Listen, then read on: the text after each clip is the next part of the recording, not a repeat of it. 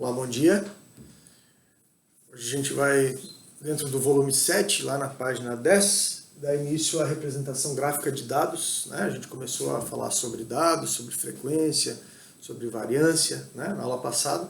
E hoje a gente vai apresentar graficamente como é que essas informações chegam até a população. Né? Você tem hoje bombando aí em todos os telejornais, jornais impressos, em quaisquer mídias que vocês procurem, gráficos que informam sobre o avanço da pandemia no nosso país, né? No nosso estado. E os gráficos que apresentam isso, eles nos dão uma noção de como está realmente o avanço, se está crescendo, se já chegou numa estabilidade, se está caindo, né?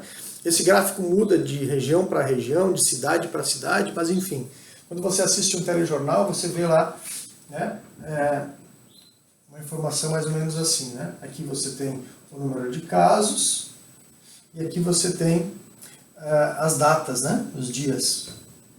Então você tem lá que no dia, sei lá, não lembro exatamente, mas acho que foi dia 26 de fevereiro, você teve o primeiro caso. Então no dia 26 de fevereiro eu vou construir uma coluna com altura 1. Né? E aí isso vai passando a cada dia, cada dia, cada dia. E aí, por exemplo, a gente chega no dia 26 de março, um mês depois. Aí, no dia 26 de março eu tinha essa quantidade aqui de casos. Né? Então eu construo outra coluna. Depois vão passando os dias, eu chego lá no dia 26 de abril. E no dia 26 de abril eu já tenho esse número de casos. Então, aí, a partir daqui você consegue analisar, opa, em um mês cresceu mais ou cresceu menos do que no mês anterior, e você consegue ir fazendo isso dia a dia, se você quiser, ou mês a mês, né, se for esse seu objetivo. Né? Esse gráfico se chama gráfico de colunas, com certeza vocês já viram, já construíram até, né? Se eu trocar de lugar casos com datas, né, essas colunas que agora estão verticais ficarão horizontais, né? Aí ele passa a ser chamado gráfico de barras, né? Esse aqui é o gráfico de colunas e aí eu teria o gráfico de barras. Outra forma de apresentar, e tem um telejornal que apresenta sempre assim, eu acho muito interessante, é usando linhas, né? Gráfico de linhas. E aí a cada dia ele tem uma quantidade aqui, né, representada. Esse aqui fica mais fácil de você analisar o que está acontecendo.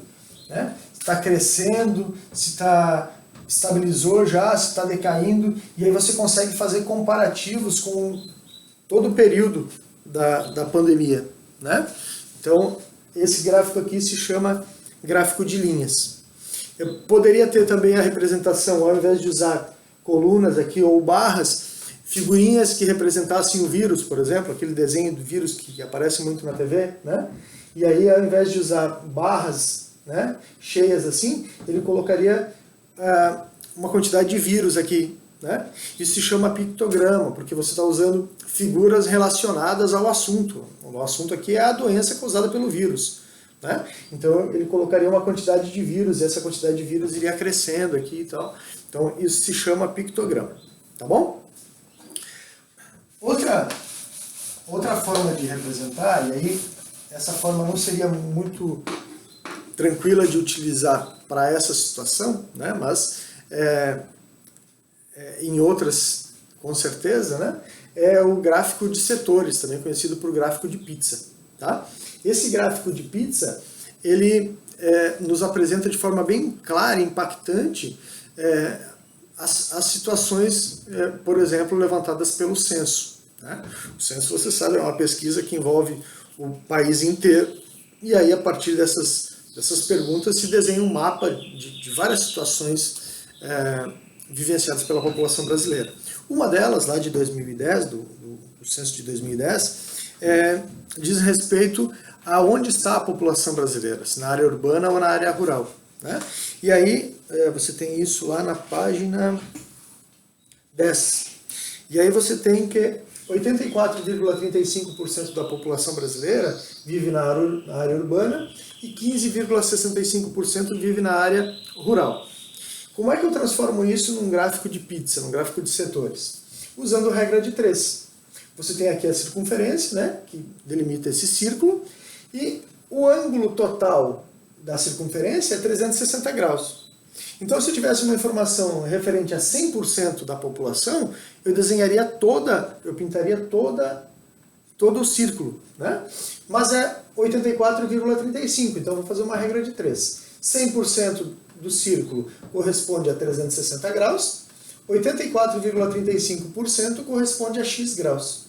Multiplicando cruzado, eu chego ao ângulo de 303,66, ou seja, aproximadamente 304 graus.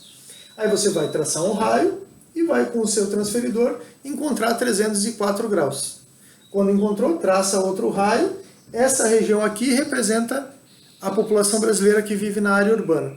O que resta para o 100%, né? Porque quando você soma aqui vai dar 100%, o que resta é da área rural.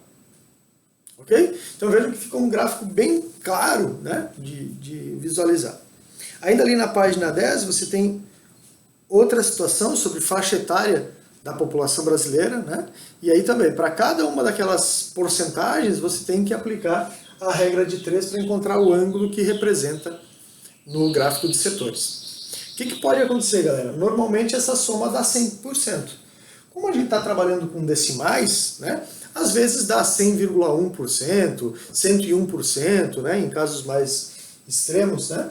E aqui o ângulo também, né?